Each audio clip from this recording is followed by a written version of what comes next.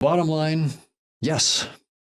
I think that as an individual consciousness, I'm probably not separate from the one, and that I can tap into an infinite intelligence if I open myself up to it. And that's what many spiritual traditions have also been saying, is that through the practice of meditation and so forth, you let go of your ego, you let go of attachment to this body, and me being better than you, me being different from you, competing with you, all of that stuff that is part of the sort of evolutionary, competition realm.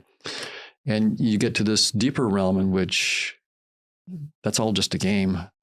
Right. It's just a headset, a projection of a much deeper unity that we're all basically perhaps just one consciousness looking at itself through different avatars. Right. And in science and in everyday life, we have access to that very, very deep realm of consciousness, the infinite, unbounded intelligence, literally infinite, unbounded intelligence that we are at the deepest level. And the only barrier is opening ourselves up to it, which is a pretty big barrier. It is. It is. What role has meditation played for you in thinking through all of this, if thinking is the right word, but in the process of discovery and insight, how has meditation played a role? I do meditate, and I've meditated for about 22 years. That wasn't for any deep spiritual reasons. I just needed to sleep, and I didn't want to take pills. And so I said, okay, maybe meditation is a way to relax myself. But then I realized as I started to do it, it has a life of its own. Mm-hmm. It starts to, you begin to realize this is pretty important.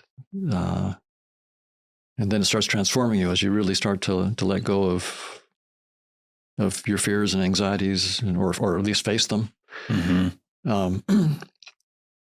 And then slowly have your personality transformed by it.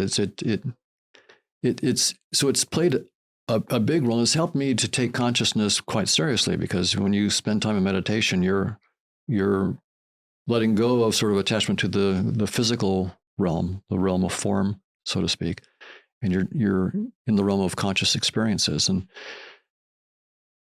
so I think that's helped. And there are times when I'm working on a technical problem, I will just ask the one for help. Mm-hmm. And sometimes yes, and sometimes no. Right? But sometimes I get help almost immediately. I'm stuck on a problem. I'm walking. I just ask for help, and 3 minutes later, I've got the answer.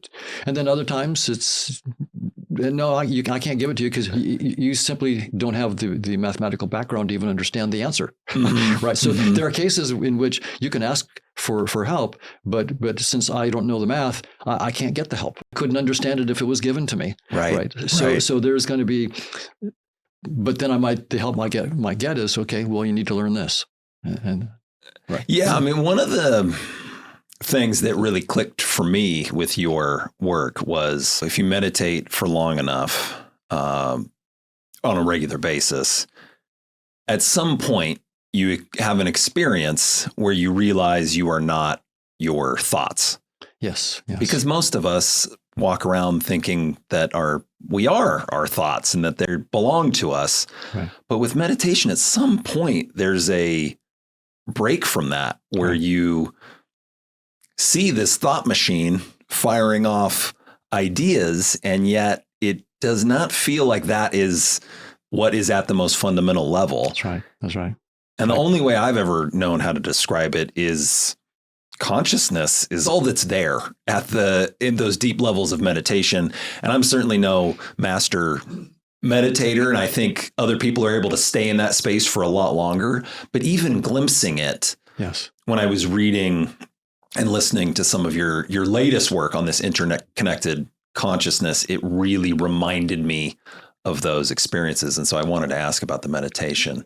I agree that meditation does lead you to realize at some point that thoughts are just thoughts. And we tend to identify with the thoughts. That's me, and believe our thoughts. And at some point you get to step back and say, I can just look at those thoughts. Mm-hmm. And I can realize that many of them are dumb. and they're painful and they're stupid and the emotions that come with them are just emotions, and I don't have to believe the emotions either. I mean, I can just watch the emotion.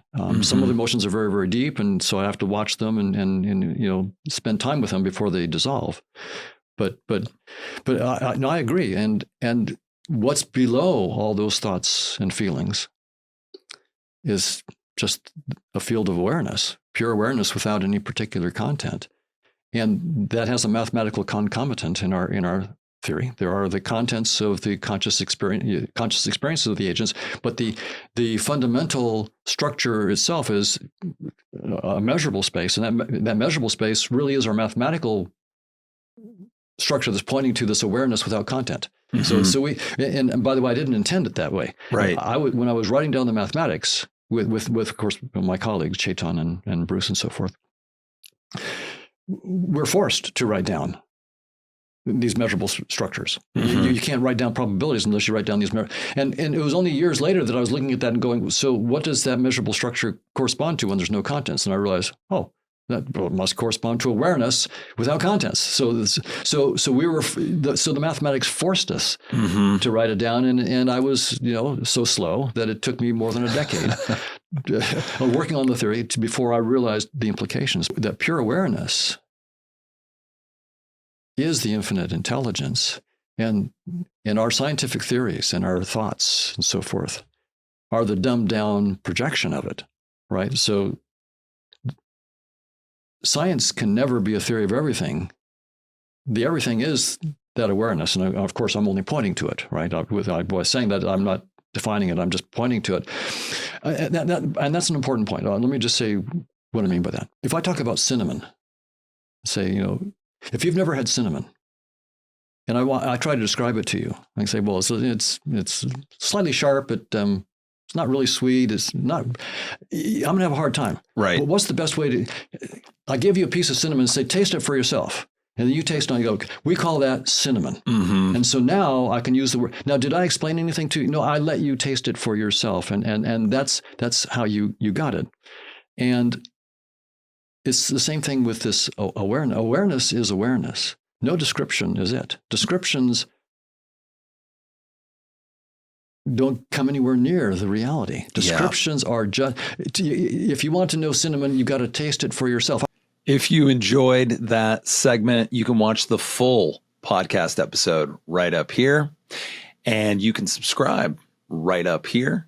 And if you really want to tickle the algorithm and make my day, you can do both.